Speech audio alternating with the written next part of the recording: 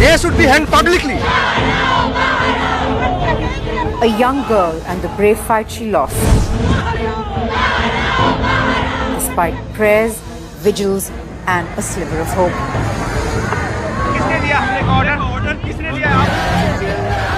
Another ambulance, probably the 6th ambulance I've seen. Through her battle, she remained largely oblivious of a nation out on the streets in anger, grief and outrage.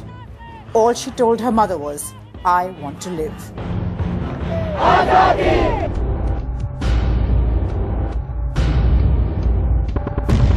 The catalyst, a 23-year-old, raped and brutalized on a moving bus.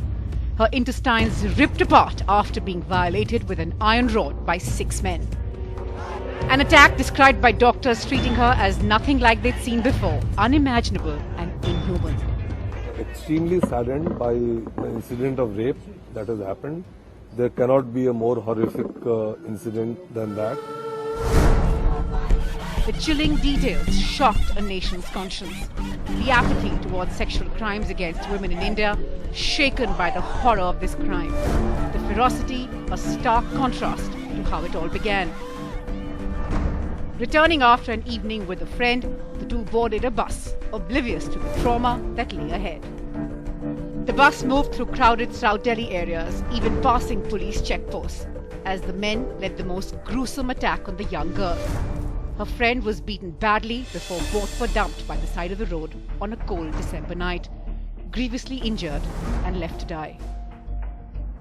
A nation used to daily headlines on assaults, often on children, and cold statistics like a rape every 22 minutes could take it no more. India rose, united for once, united for the girl, united for its own safety and sanity. They have to be hanged. For once, India wasn't content on sitting back. Across the country, thousands gathered in solidarity for the young girl fighting for every breath, demanding stronger rape laws, insisting on justice.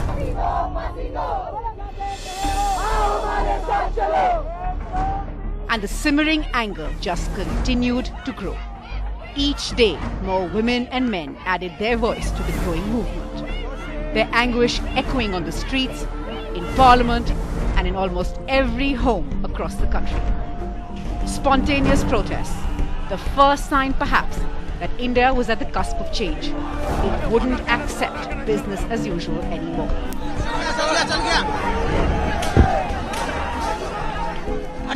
But matters came to a head over the weekend. India's corridors of power shaken by protesters, most of them students.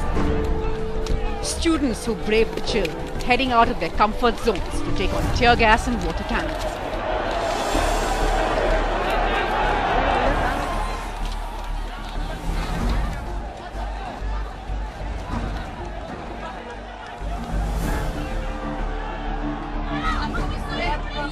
Regrouping over and over again after their gatherings were broken up.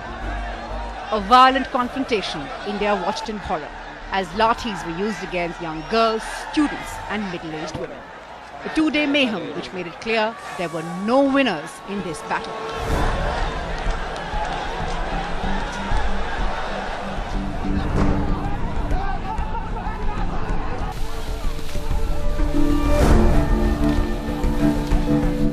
Through it all, the 23-year-old showed the most remarkable fighting spirit. Doctors described her attempts at getting back on her feet literally and her never-say-die spirit. As she lay on her hospital bed, this young girl perhaps had little idea of how she had changed a nation. A nation finally translating its anger into action. A 23-year-old who may have changed the course of India's history. Even though she paid with her life for it.